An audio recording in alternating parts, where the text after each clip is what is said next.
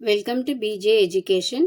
12/10/2025, அதாவது நேற்று நடந்த பிஜிடிஆர்பி எக்ஸாமோட தமிழ் எலிஜிபிலிட்டி ஆன்சர் கீ தான் பார்க்க போகிறோம். முதல் கேள்வி பார்க்கலாம். பொறுத்துக்கு கேட்டிருக்கு. வீசு தென்றல் இதோட இலக்கண குறிப்பு பார்த்தோம்னா வினை தொகை வரும். நன்மொழினா பண்பு தொகை வரும். அண்ணன் தம்பினா உண்மை தொகை. சாரை பாம்புனா இரு பெயரொட்டு பண்பு தொகை வரும். அப்போ சரியான ஆப்ஷன் எங்கே இருக்கு? சியில் தான் இருக்கு. அடுத்தது ரெண்டாவது கேள்வி.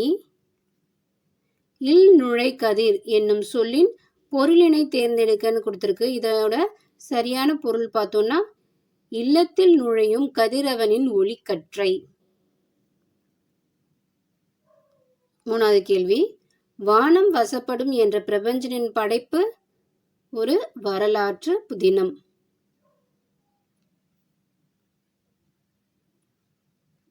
அடுத்த கேள்வி. நெய்தல் நிலத்தவர் பாணர்களை வரவேற்று அளித்த உணவாக சிறுபனாற்று படை குறிப்பிடும் உணவு குழல் மீன் கறி.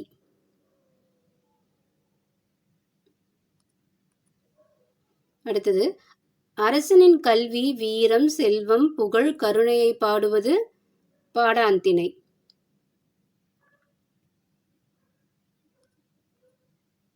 ஆறாவது கேள்வி. மாறன் தன் நண்பன் இனியனிடம் இந்த மாறன் ஒரு நாளும் நேரம் தவற மாட்டான் என்று கூறுவது இட வழுவமைதி. இதெல்லாம் நம்மளுடைய கிளாஸ் ரெகுலராக பார்த்துருந்தா இது படிக்காமலே எல்லாமே அட்டன் பண்ணியிருக்க முடியும்.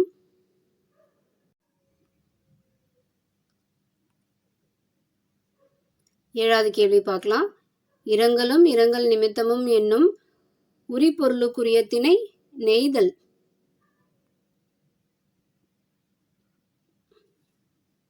எட்டாவது பார்க்கலாம். கொற்கையின் அரசனாகவும் புலவராகவும் இருந்தவர் அதிவீரராம பாண்டியர்.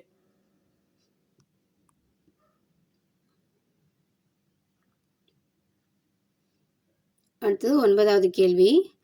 உந்து வலி கிளர்ந்த ஊழி ஊழியும் செந்தி சுடரிய ஊழியும் பணியோடு இவ்வடிகளில் இடம்பெற்றுள்ள பண்பு தொகை சொல்லை தேர்ந்தெடுக்கன்னு கேட்டிருக்கு. இங்க 2 வரி கொடுத்துட்டு அதுல எது பண்பு தொகையை குறிக்கும்னு கேட்டிருக்காங்க. அப்படி பார்த்தா அது செந்தி இதுதான். அப்போ ஆப்ஷன் டி தான் சரியான விடை. அடுத்தது 10வது கேள்வி. கோவலன் கண்ணகி கதையை கூறி அடிகள் நீரே அருளுக என்றவர் சீத்தலை சாத்தனார்.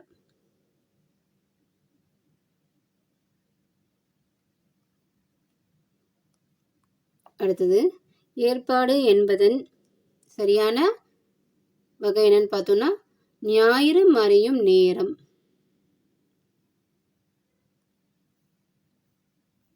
அடுத்தது 12வது கேள்வி. அகவர் பாவிற்கு பொருந்தாத நூலை தேர்க. இதுல மணிமேகலை சிலப்பதிகாரம் பெருங்கதை இது எல்லாமே அகவர் பார்க்கு உண்டானது தான். 4 அடியார் தான் இங்க பொருந்தாம இருக்கு. அடுத்தது 13வது கேள்வி. கண்ணிற்கு காட்சி தராமல் அரியனவா இருக்கும் மலரை தேர்கனா பலா மலர்.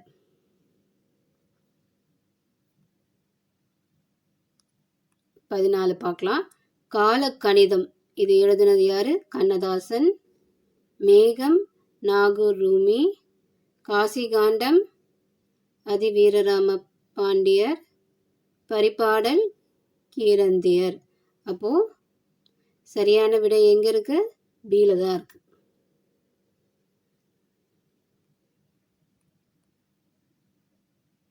பதினைந்தாவது கேள்வி. இலையின் பெயரை குறிக்காத சொல்லை தேர்ந்தெடுக்க. கழை.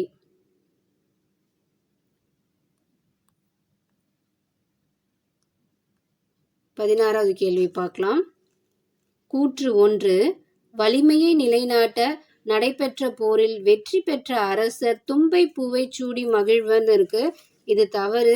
என்ன வந்திருக்கணும்னா வாகைன்னு தான் வந்திருக்கணும். ஆனா இங்க என்னன்னு வந்திருக்கு? தும்பைன்னு வந்திருக்கு. அப்போ கூற்று 1 தவறு. கூற்று 2 பார்க்கலாம். வெற்றி ஒன்றையே குறிக்கோளாக கொண்ட பகை அரசர்கள் இருவர் தத்தம் வலிமையை நிலைநாட்ட வாகை பூவை சூடி மகிழ்வர்னு இருக்கு. இங்க தான் வந்து தும்பை வந்திருக்கணும். அப்போ ரெண்டு கூற்றுமே தவறு. ஆப்ஷன் பி தான் இங்க சரியான ஆப்ஷன். 17 பார்க்கலாம். உனக்கு படிக்க தெரியாது என்ற நூல் யாரை மையப்படுத்தி எழுதப்பட்டுள்ளது? இது சரியான விடை பார்த்தோம்னா மேரி மெக்லியோட் பெத்யூன்.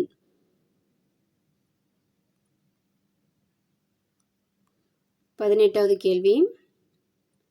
பெண்ணினை பாகம் கொண்ட பெருந்தகை பரமயோகி விண்ணிடை மொழிந்த மாற்றம் மீனவன் கேட்டு வானோர் இவ்வடிகளில் பாண்டியனை குறிக்கும் சொல்லை தேர்கன்னு கொடுத்திருக்கு. மீனவன் தான் சரியான விடை. ஆப்ஷன் பி மீனவன்.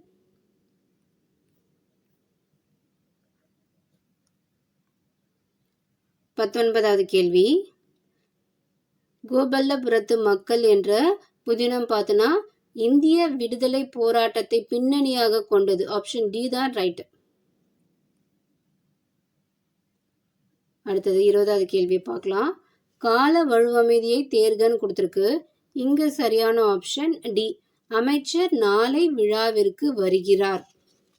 வருவார்னு இல்லாம வருகிறார்னு இருக்கு இல்லையா, அதனால இதுதான் வந்து கால வழுவமைதி. அடுத்தது 21வது கேள்வி. எதிர்மறை தொழில் பெயரை தேர்கன்னு கொடுத்திருக்கு.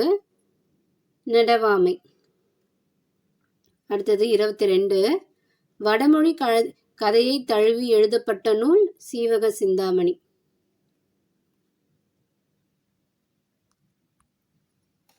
அடுத்தது 23 பார்க்கலாம். ஆசிரியப்பா ஏகாரத்தில் முடிவது சிறப்பு. இது கூற்று 1 கரெக்ட். கூற்று 2 2 அடி முதல் 12 அடிகள் வரை அமைவது ஆசிரியப்பா ஆகும்னு கொடுத்துருக்கு. ஆனால் இங்கே ஆசிரியப்பான்னு வரக்கூடாது, வெண்பான்னு வந்திருக்கணும். அப்போ கூற்று 1 சரி, கூற்று 2 தவறு. அப்போ ஆப்ஷன் பி தான் இங்க சரியா இருக்கு. அடுத்தது 24வது கேள்வி. கலைஞர் என்னும் சிறப்பு பெயர் கருணாநிதிக்கு வழங்கப்பட்ட விழா எந்த விழான்னு பார்த்தோம்னா தூக்கு மேடை நாடக பாராட்டு விழா. ஆப்ஷன் சி தான் ரைட்.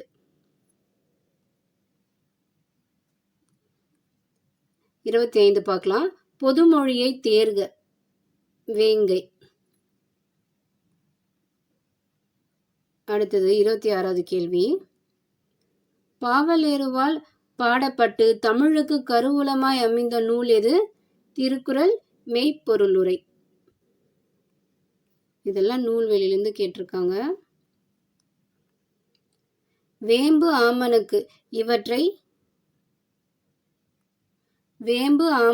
இவற்றை குறிக்கும் சொல் முத்து.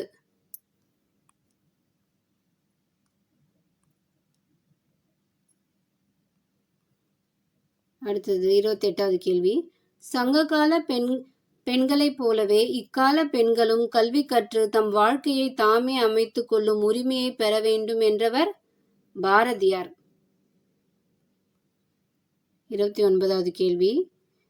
விருந்தே புதுமை என்றவர் தொல்காப்பியர்.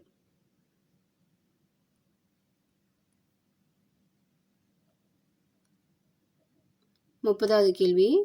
தீண்டாமைக்கு எதிராக நாசிக் கோயிலில் நுழைவு போராட்டத்தை நடத்தியவர் அம்பேத்கர்.